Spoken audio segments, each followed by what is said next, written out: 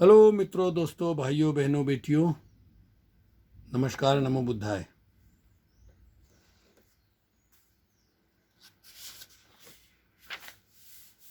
Shri मरुण Weddell क्या कहते हैं?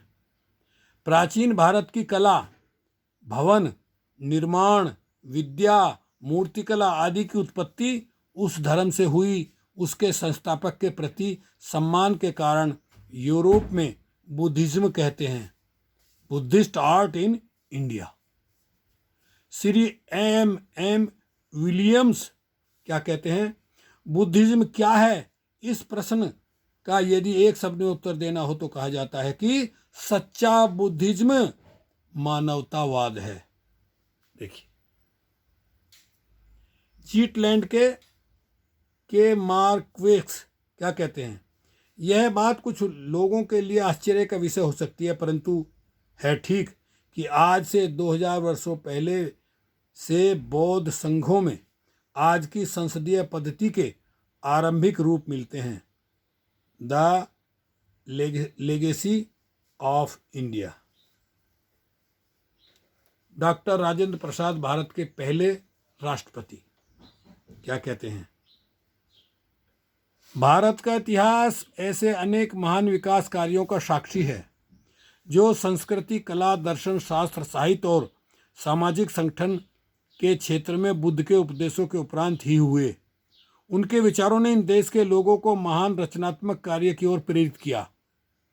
पाली और संस्कृत भाषा में आज का उपलब्ध विशाल बौद्ध साहित्य निसंदेह हमारी संस्कृति धरोहर का एक भाग है।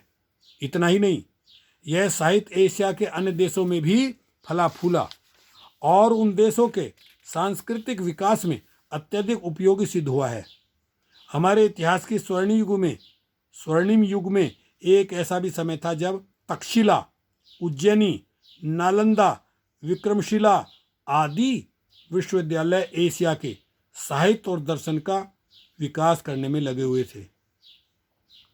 चीन, कोरिया, तिब्बत, तुर्किस्तान, मंगोलिया, जावा, सुमात्रा, बर्मा आदि देशों के भी उन विश्वविद्यालयों से संबद्ध थे।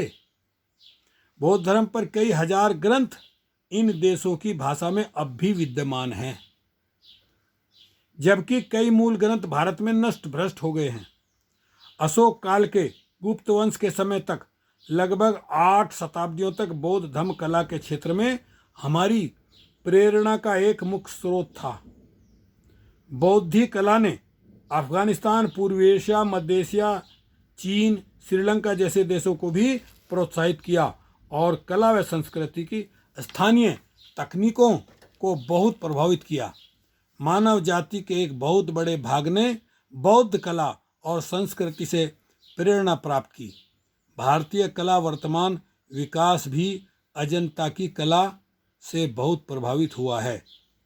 24 मई 1956 को नई दिल्ली में दिए गए भाषण से भारत के प्रथम राष्ट्रपति डॉक्टर राजेंद्र प्रसाद, उनका था ये भाषण। ओके, शुक्रिया, धन्यवाद। मिलते हैं अगली वीडियो में।